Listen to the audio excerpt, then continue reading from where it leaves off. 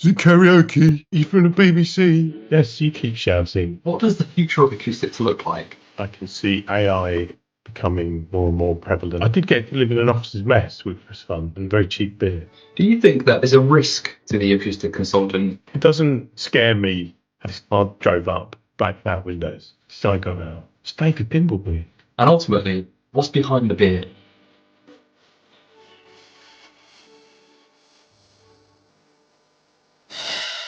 How did you find acoustics, or did acoustics find you? So the long story, which I shall try and keep short, was so when I was at school, I used to do backstage work. So I used to do lighting first, and then I moved into sound. I think I only moved into sound because we had a better sound board than we had a lighting board. Or did I do it? Maybe I did it the other way around. Anyway, at some point, I then volunteered to do hospital radio, and I'd got the idea that I wanted to do media production at university. So I was interested in becoming a camera operator or something like that. And I filled in my UCAS form, and I think at the time we used to have 8 slots in the UCAS form, and I'd filled in like 1 or 2, and a teacher said to me, "You've got 45 minutes, fill in the rest." So I flicked through what was at the time like sort of yellow pages of courses. Saw this one, audio technology. Where's that? Salford. Where's Salford? I've never heard of Salford. I was in Manchester. I've heard of Manchester, so I just wrote it down.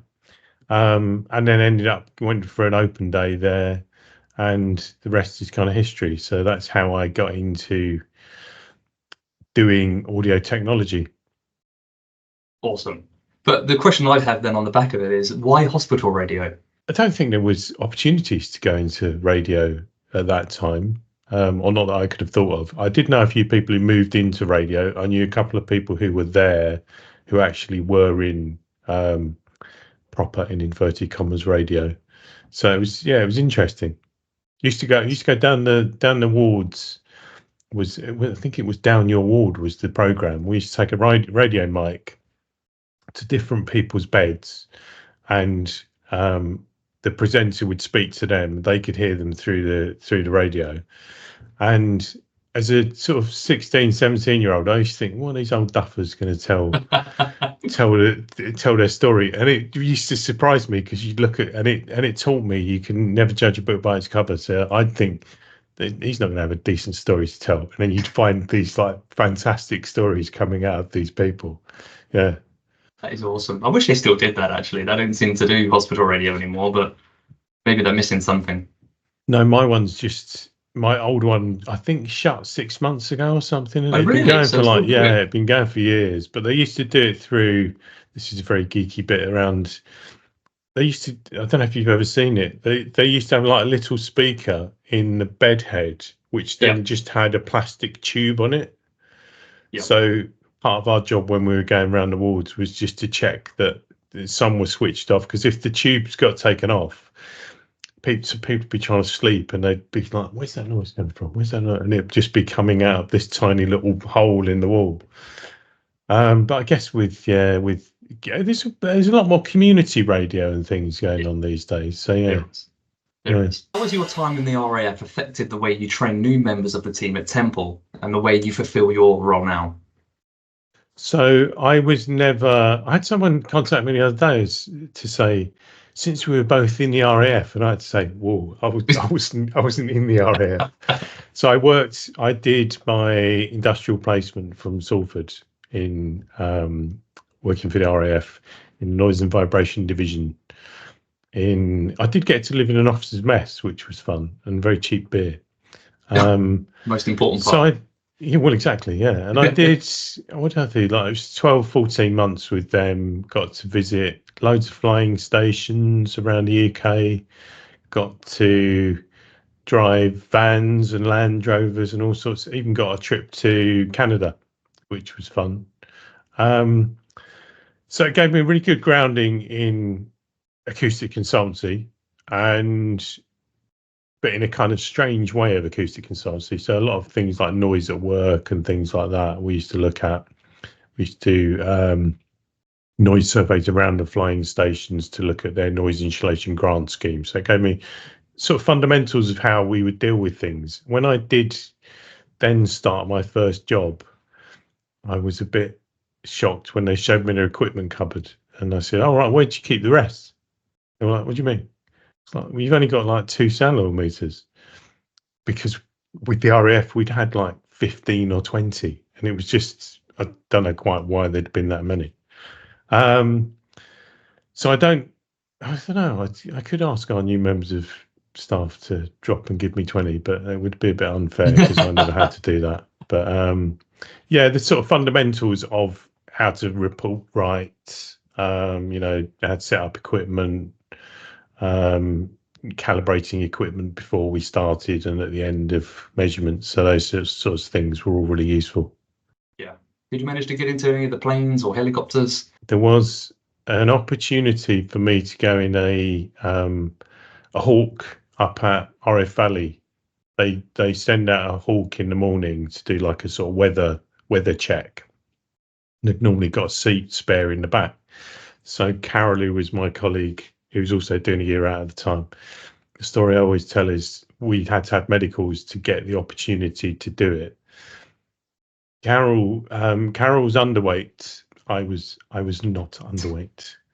Having spent 12 months in a officer's mess, drinking very cheap beer and having like sort of 3-course dinners every night, yeah, didn't help the waistline. So I don't think I got to sit in like a tornado and things like that from time to time. But yeah, awesome. Yeah. The future of acoustics look like, and the future challenges. So I think with most industries, I can see AI becoming more and more prevalent in things like data management, possibly, or source recognition. I know someone who's doing, I don't know whether they're using AI. I know there's some people doing some clever stuff at the moment where they're using, I think it was described as an Alexa type thing, but it wasn't Alexa. They can do ecological surveys with recording sound and then listening for what breeds and species of things are making the noise, which is all very clever stuff. I was questioning with somebody the other day as to whether AI could do the BS4 and 42 character corrections and work things out, or pick a representative background noise level. So that would be interesting. I can also see though, in terms of challenges, I could see, I'm hoping things like technology will help bring things down. I went to an Institute of Acoustics meeting the other night where they were talking around kind of advances in material technology in noise barrier design, and rather than having solid barriers all the way along, this was looking at what you could achieve with, spot barriers along a line.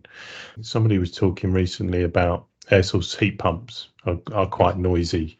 Yes. And there was a part of me thinking, well, boilers are noisy, but somebody did raise the point of, we got things wrong with combustion engines where we just kind of went, well, they're just noisy, deal with it. So we should be trying to use technology to minimize noise as far as we can, really, from the source, rather than trying to deal with it afterwards. So hopefully, I mean, things like electric cars aren't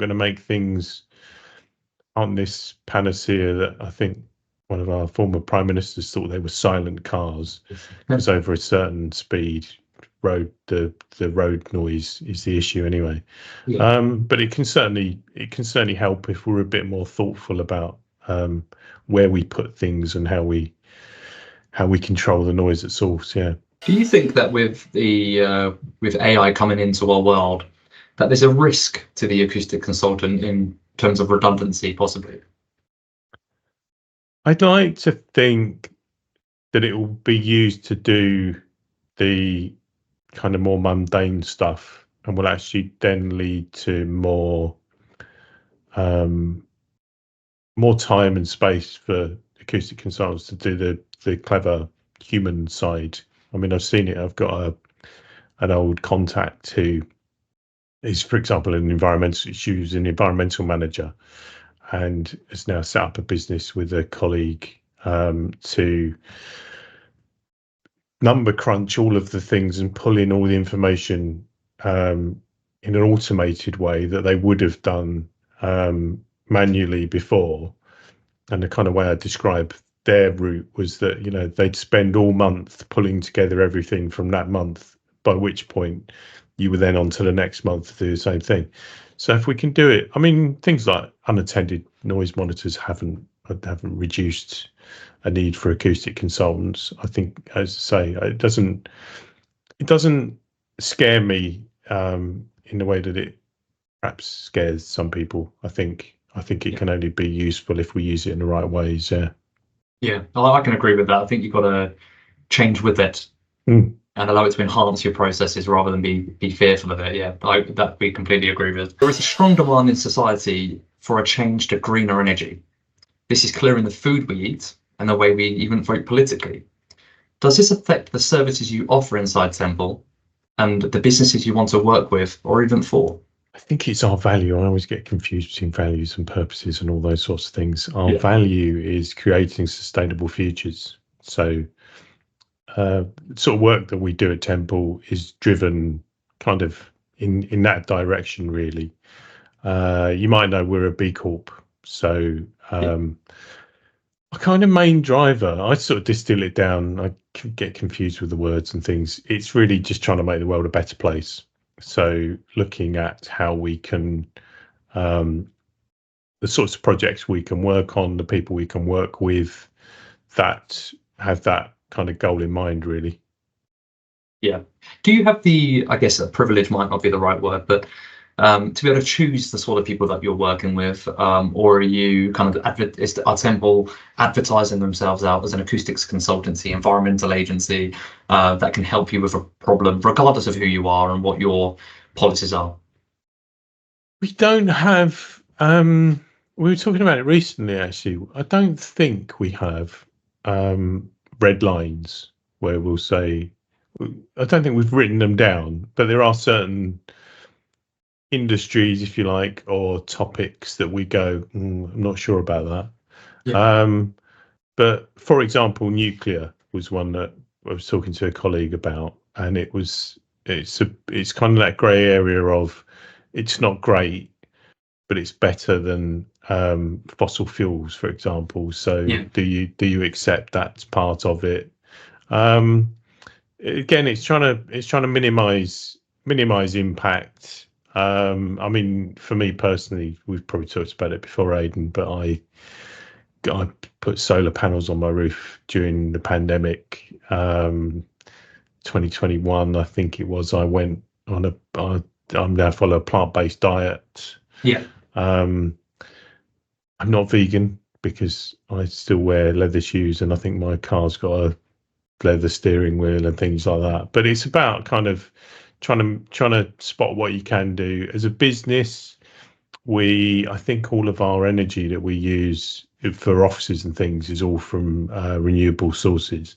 Yeah. And something we were talking about recently was about whether or not there might be potential to roll that out to staff, for example. So if we could almost like do some deal with a energy provider where a few of us signed up or all of us signed up, we could make the world a better place that way. So it's kind of, it is in our ethos, and it is something that we can. Do you think it's important for potential clients and existing clients to understand the benefits of a Class 1 type-approved system and a Class 1 system being used by a fully trained acoustics consultant? So we're all walking around now with things in our pockets that are potentially sound level meters, which I think is positive from the perspective of raising awareness, and people can be sort of looking at their phones and thinking, oh, I wonder how loud it is. So that's useful. I mean, even the things like I think the iPhones now, I occasionally get a warning to tell me that if I carry on listening to music as loud as I am,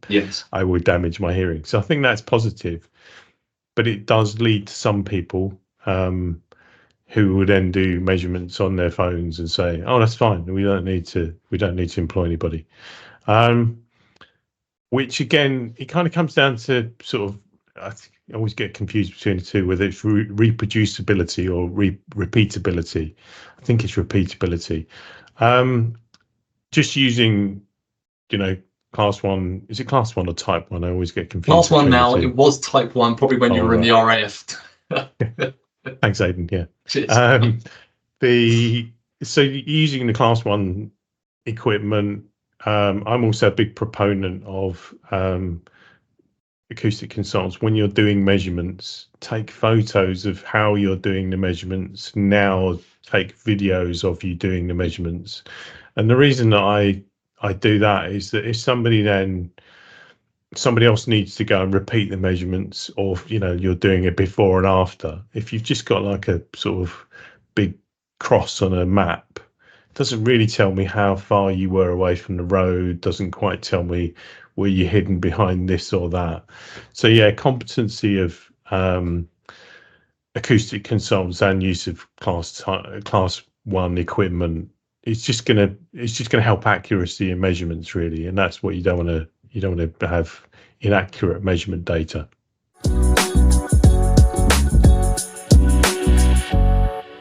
It's an experience that I've had with people asking me, as soon as I tell them I'm in acoustics, they might turn around to me and say, hey, I've got a sound level meter on my Apple phone. How come your sound level meters cost £2,000 and I can just use this one? Have you ever been faced with a similar discussion and handled that? Doesn't really get it.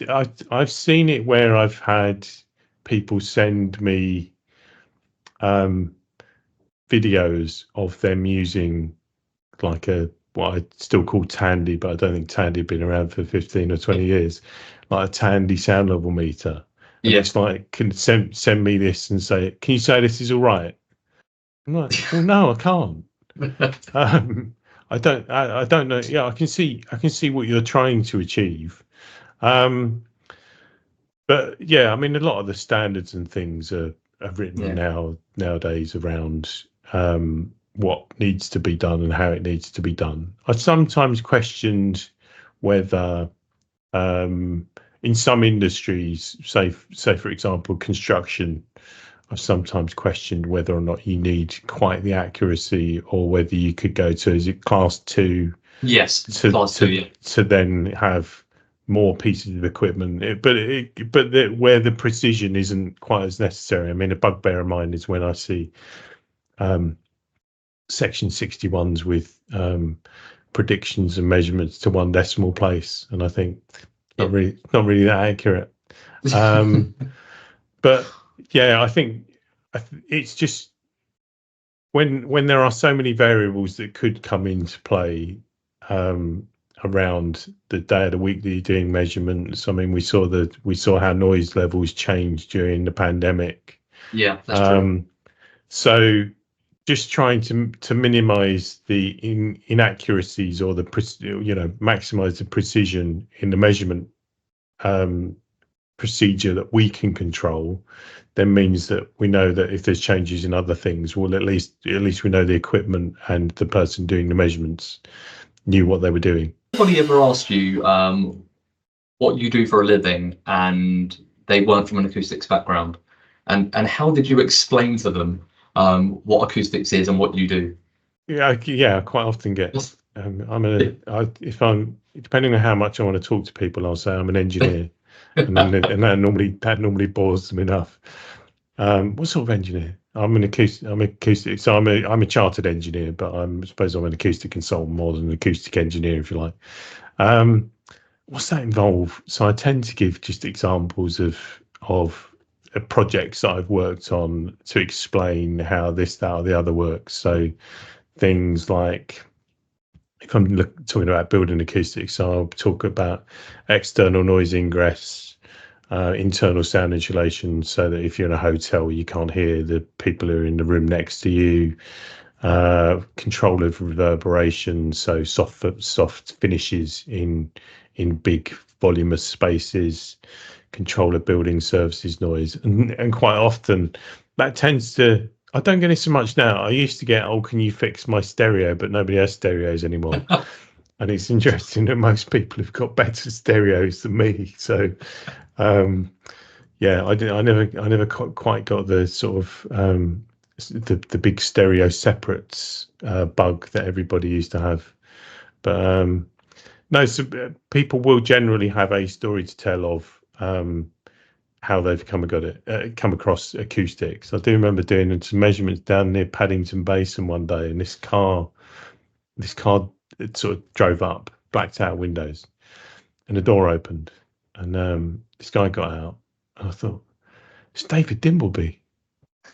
And he sort of walked past me and he said, "What are you doing?" And I said, "I'm doing some noise measurements." And given what a fantastic interviewer he is, I'm expecting a follow-up, really, really crucial follow-up question. And he just said, "Is it noisy?" And I said, "Yeah, a bit." I mean, great. And then he disappeared off. So yeah, I probably because I don't now get allowed to go out and do surveys, but I used to get an awful lot of, is it karaoke? Are you from the BBC? And those sorts of things, which is really, really useful when you then have to say, yes, you keep shouting. I've now got to start all of my work again. Thanks. That's brilliant. So we've got one more question left for you to finish on. It's the one I think is on everyone's lips, and it's, what does Nigel Burton do for fun at the weekends, for example? And ultimately, what's behind the beard? We're assuming fun. Assuming I have fun. Yes. I was thinking about this.